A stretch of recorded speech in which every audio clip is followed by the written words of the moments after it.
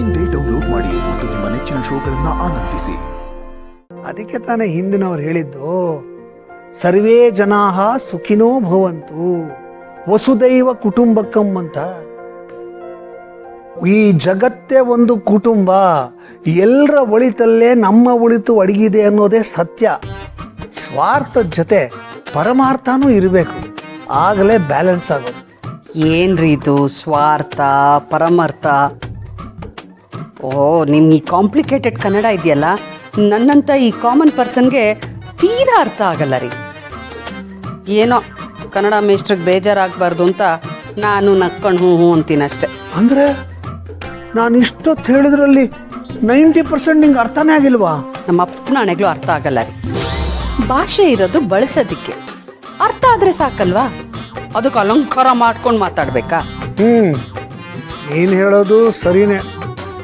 ಭಾಷೆ ಇರೋದೇ ಭಾವನೆಗಳನ್ನು ಹಂಚ್ಕೊಳ್ಳೋದಿಕ್ಕೆ. ನಾವು ಹೇಳಿದ್ದು ಇನ್ನೊಬ್ರಿಗೆ ಅರ್ಥ ಆದರೆ ಸಾಕು. ಆದರೆ ನಂದೊಂದು ಪ್ರಶ್ನೆ, ನೀನು ಈ ಮೇಕಪ್ಪು ಅಲಂಕಾರ ಎಲ್ಲ ಮಾಡ್ಕೊತಿಯಲ್ಲ, ಯಾಕೆ? ನೀನು ನೋಡೋಕ್ಕೆ ಚೆನ್ನಾಗಿಲ್ವಾ? ಯಾರಿಗಾದ್ರೂ ಹೇಳಿರ ನಗ್ತಾರೆ. ನೀನು ನೋಡೋಕ್ಕೆ ಚೆನ್ನಾಗಿದೆಯಾ ತಾನೆ? ಅದು ಅಲ್ಲದೆ ನೀನು ಮಿಸ್ ಮೈಸೂರು 1988 ತಾನೆ?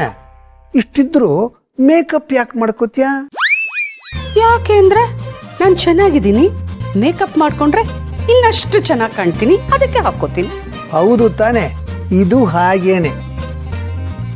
ಒಳ್ಳೊಳ್ಳೆ ಪದಗಳನ್ನು ಬಳಸಿದಾಗ್ಲೇನೆ ಭಾಷೆಯ ಸೊಗಸು ಜಾಸ್ತಿ ಆಗೋದು. ಈ ಪ್ರಪಂಚದಲ್ಲಿ ನಿನ್ನಂಥವ್ರಿದ್ರೆ ಸಾಲದು, ನನ್ನಂಥವ್ರು ಇರಬೇಕಾಗತ್ತೆ. ಬಂದ್ಬಿಟ್ಲು ನನಗೆ ಟಾಂಗ್ ಕೊಡೋಕ್ಕೆ. ಆಯ್ತಪ್ಪ, ಕ್ಷಮೆ ಕ್ಷಮೆ ಇರ್ಲಿ ಮೇಷ್ಟ್ರೇ, ಕನ್ನಡ ಮೇಷ್ಟ್ರೇ ಕ್ಷಮೆ ಇರ್ಲಿ. ಸ್ವಲ್ಪ ನಗಿ.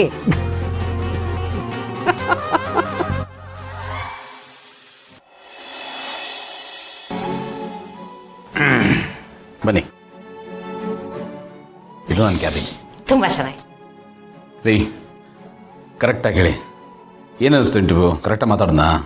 ತುಂಬ ಚೆನ್ನಾಗಿ ಮಾತಾಡಿದ್ರಿ. ಇನ್ಫ್ಯಾಕ್ಟ್ ನಾನು ಮಾರ್ಕ್ಸ್ ಕೊಡಬೇಕಂದ್ರೆ 100ಕ್ಕೆ ಒಂದು 150 ಕೊಡ್ತಿದ್ದೆ, ಬಟ್ ಹಾಕೋದಕ್ಕಾಗಲ್ಲ. ಸೊ 100ಕ್ಕೆ 100 ಕೇಳ್ತಿರಲ್ಲ ಗೌತಮರೇ.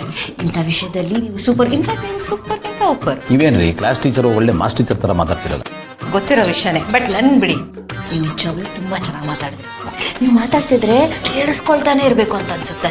ನಿಮ್ಮ ಮಾತಲ್ಲಿರೋ ಗತ್ತು, ನಿಮ್ಮ ಮಾತಿನ ಏರ ಇಳ್ತಾ, ನಿಮ್ಮ ಬೇಸ್ ವಾಯ್ಸ್ ಆ್ಯಂಡ್ ಇದು ಕಂಬಳಿ ಹುಳು ಥರ ಇರೋ ನಿಮ್ಮ ಮೀಸೆ ಹಾಗೆ ಮೋಡಿ ಮೋಡಿ ಮಾಡಿಬಿಡುತ್ತೆ, making me fall in love with you again. ನಂದು ಒಂದೇ, ನನಗೆ ನಿಮ್ಮ ಮೇಲೆ ಲವ್ ಜಾಸ್ತಿ ಆಗಿ ಮಾಡ್ತಾ ಇದ್ದೀನಿ. ನಿಮಗೆ ಬಿಡ್ರಿ, ನಾನು ಏನು ಮಾಡಿದ್ರು ಚಂದ, ಏನು ಮಾಡದೇ ಇದ್ರು ಚಂದ. ಆಡಿಯನ್ಸ್ ಪಾಯಿಂಟ್ ಆಫ್ ವ್ಯೂನಲ್ಲಿ ಹೇಳಿ, ಆನೆಸ್ಟ್ ವ್ಯೂ ಕೊಡಿ. ನನಗೆ ಎಲ್ಲ ಪ್ರಶ್ನೆಗೂ ಸರಿಯಾಗಿ ಉತ್ತರ ಕೊಟ್ಟೆ ತಾನೆ? ಹೌದು, ಎಲ್ಲ ಪ್ರಶ್ನೆಗೂ ಸರಿಯಾಗಿ ಉತ್ತರ ಕೊಟ್ಟಿರಿ. Thank you. ಸರಿ, ಬನ್ನಿ ಕೂತ್ಕೊಳ್ಳಿ. ನಾನಾ? ಇಲ್ಲ ಇಲ್ಲ, ಅದು ನಿಮ್ಮ ಜಾಗ, ನೀವಲ್ಲಿ ಕೂತ್ಕೊಳ್ಳಿ. ನೋಡಿ, ಇದು ನನ್ನ ಸೀಟ್ ಇರ್ಬೋದು, ಬಟ್ ಈ ಸೀಟ್ಗೆ ನಾನು ಬರೋದಕ್ಕೆ ನೀವು ಕಾರಣ. ಭೂಮಿಕಾ, ನೀವು ನನಗೆ ಸಿಕ್ಕಿಲ್ಲ ಅಂದಿದ್ರೆ ಇದು ಯಾವುದೂ ಆಗ್ತಾ ಇರಲಿಲ್ಲ ಭೂಮಿಕಾ. ಸೊ ಹಾಗಾಗಿ ಈ ಜಾಗದ ಮೇಲೆ ನಿಮಗೆ ಜಾಸ್ತಿ ಹಾಕಿದೆ. ನೀವು ಅದು ಕೂತ್ಕೊಳ್ಳಿ, ಬನ್ನಿ. ಆಮೇಲೆ ನಾನು ಕೂತ್ಕೋತೀನಿ, ಬನ್ನಿ. ಇಲ್ಲ, ಬಾಸ್ ಜಾಗದಲ್ಲಿ ಬಾಸ್ ಕೂತ್ರೇನೆ ಚೆನ್ನಾಗಿ, ನೀವು ಕೂತ್ಕೊಳ್ಳಿ. ನೋಡ್ರಿ, ನಾನು ಇಲ್ಲಿಗೆ ಮಾತ್ರ ಬಾಸು, ನೀವು ಸುಪ್ರೀಂ ಬಾಸ್. ನೀವು ಬನ್ನಿ. ನೀವು ಏನೋ ಹೇಳ್ಬೇಡಿ. ಅಯ್ಯೋ ನೋಡಿ, ನನಗೊಂದು ಹೊಳಿತು. ಏನು? ಅಪರೂಪಕ್ಕೆ ನಮ್ಮ ಹತ್ರ ಒಂದು ಫೋನ್ ಇದೆ, ಅದರಲ್ಲಿ ಫೋಟೋ ತಗೋಬಹುದು ಅಂತ ನನಗೊಂದು ಐಡಿಯಾ ಬಂದಿದೆ. ನೀವು ಇಲ್ಲಿ ಕೂತ್ಕೊಳ್ಳಿ, ನೋಡಿ ಬ್ಯಾಕ್ ಗ್ರೌಂಡ್ ಎಲ್ಲ ತುಂಬ ಚೆನ್ನಾಗಿದೆ. ಫೋನ್ ಕೊಡಿ, ನಾನು ಸೂಪರ್ ಫೋಟೋ ತೆಗಿತೇನೆ. ಹೌದಾ? ಹೌದು, ನೋಡಿ ಎಷ್ಟು ಚೆನ್ನಾಗಿ ಬರುತ್ತೆ ಅಂತ. ಏನೋ ಕತೆ ಹೊಡಿತೀರಾ? ಇಲ್ಲ, ಸೋ ನೈಸ್. ರೆಡಿ? ಹಾಂ. ಸ್ಮೈಲ್.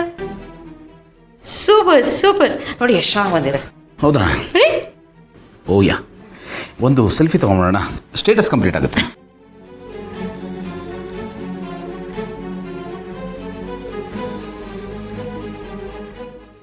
ನೈಸ್. ಅದೊಂದು ಪರ್ಸನಲ್ ಆಯ್ತಲ್ಲ? ಇಲ್ಲ, ಇದು ನೀವು ಸ್ಟೇಟಸ್ಗೆ ಹಾಕೊಳ್ಳಿ, ಪರ್ಸನಲ್ ಗೆಲ್ಲುವ ಶೇರ್ ಮಾಡಿ.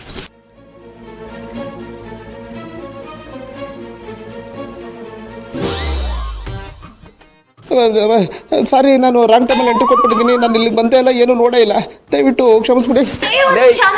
ಅಲ್ಲ, ನನ್ಗೆ ಅರ್ಥ ಆಗಲ್ಲ. ಎಲ್ಲರೂ ಬಂದವರು ನಾವೇನು ನೋಡಿಲ್ಲ ಅಂತಾರೆ. ಇಲ್ಲಿ ಏನು ನಡೀತು ಅಂತ ಇವ್ರು ನೋಡಿಲ್ಲ. ಓಹೋ, ಇಲ್ಲೇನು ಮಾಡ್ತಿರ್ಲಿಲ್ವಾ ಸರ್? ಅಪ್ಪ, ಇಲ್ಲಿ ಏನು ನಡಿಬಾರ್ದು ನಡೀತು, ನೀನೇನು ನೋಡಬಾರ್ದು ನೋಡ್ದೆ. ಮಗ ಗೆಳೆಯ, ಬಾರೋ ಬಾರೋ ಅಂತಿದ್ದವನು ಹೋಗೋ ಅಂತ ಕೋಪದಲ್ಲಿ ಹೇಳ್ತಿದ್ಯಾ ಅಂದರೆ ಇಲ್ಲೇನೋ ನಡಿಬಾರ್ದು ನಡೀತಾ ಇದೆ, ನಾನು ಬರಬಾರ ಟೈಮಲ್ಲಿ ಬಂದಿದ್ದೀನಿ ಅಂತಲೇ ಅರ್ಥ. ಏ ಪ್ಲೀಸ್ ಕಣ ನೋಡ, ನಾನು ಇಂಟೆನ್ಷನಲ್ಲಿ ಬಂದಿಲ್ಲ ಕಣ, ಬೈ ಮಿಸ್ಟೇಕ್ ಬಂದ್ಬಿಟ್ಟೆ, ಇನ್ನೊಂದ್ಸರ್ತಿ ಬರಲ್ಲಪ್ಪ, ಓಕೆನಾ? ಬೇಜಾರಿಲ್ಲ ತಾನೆ? ಕೋಪ ಇಲ್ಲ ತಾನೆ? ಏಯ್ ಇಲ್ಲ ಒಳಗಡೆ ಬಂದು ಮಾತಾಡು, ಇಲ್ಲ ಆಚೆ ಹೋಗು. ಒಳ್ಳೆ ಮೋರಿಲಿರೋ ಮೂಗಿಲಿ ಥರ ಹೋಗಿ ಬಂದು ಮಾಡಬೇಡ. ಅದಕ್ಕೆ ನಗ್ತಾ ಇದ್ದೀರಾ? ಇಲ್ಲ ಅಲ್ಲ, ನಾವು ಮೂಗಿಲಿ ಅಂದಿದ್ದಕ್ಕೆ ನನಗೆ ಬೇಜಾರಿಲ್ಲ, ಅವ್ನು ಅಂದಿದ್ದಕ್ಕೆ ನೀವು ನಕ್ರಲ್ಲ, ಅದಕ್ಕೆ ನೀನು ಬೇಜಾರು. ನಿಜ ಹೇಳಿ, ನಾನು ಮೂಗಿಲಿ ಥರ ಬಂದು ಹೋಗ್ತಾ ಇದ್ದ? ಇಲ್ಲ, ನಾಟ್ ಅಟ್ ಆಲ್. ಇಲ್ಲ ಕಣ, ಹೆಗ್ಣ ಥರ ಕಾಣಿಸ್ತಾ ಇದೆ. ಲೇ ಗೆಳೆ, ಏನು ನನ್ನ ಹೆಗ್ಣ ಅಂತ? ಈಗ ನಾನು ಮನೆ ಹೋಗಿ ಮಾಡ್ತಾನೆ ನೋಡಿ, ಹೋಗ್ಬಿಟ್ಟು ತಲೆ ಮೇಲೆ. ನಿಮ್ಮಿಬ್ಬರದ್ದು ಯಾವತ್ತೂ ಮುಗಿಯಲ್ಲ. ಫೋಟೋ ತೋರಿಸಿ ಹೇಗೆ ಬಂದಿದೆ? ಸಾಕದಾಗ ಬಂದಿದಲ್ಲ? ಯಾ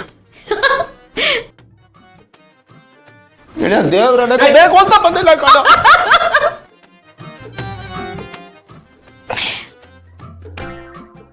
ನೋಡಿ, ಆನಂದ್ ಅವರು ಬಂದ್ಬಿಟ್ಟಿದ್ದಾರೆ.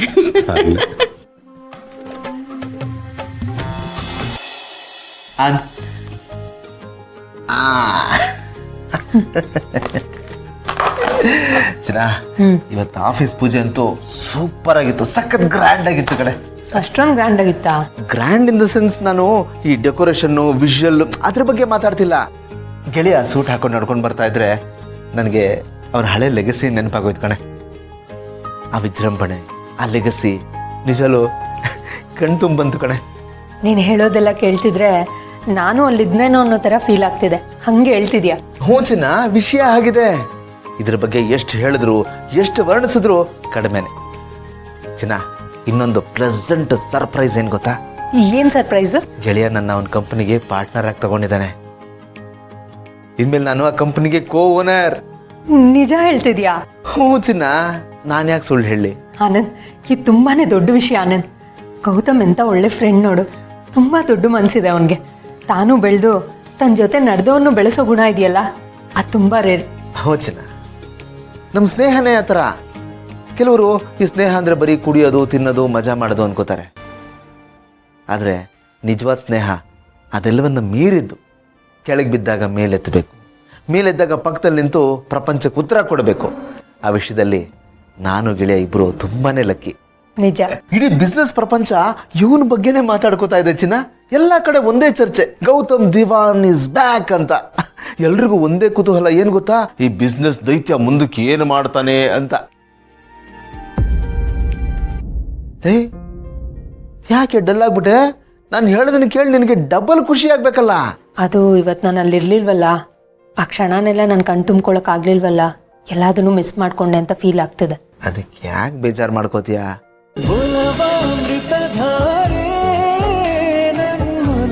ಅಮೃತಧಾರೆ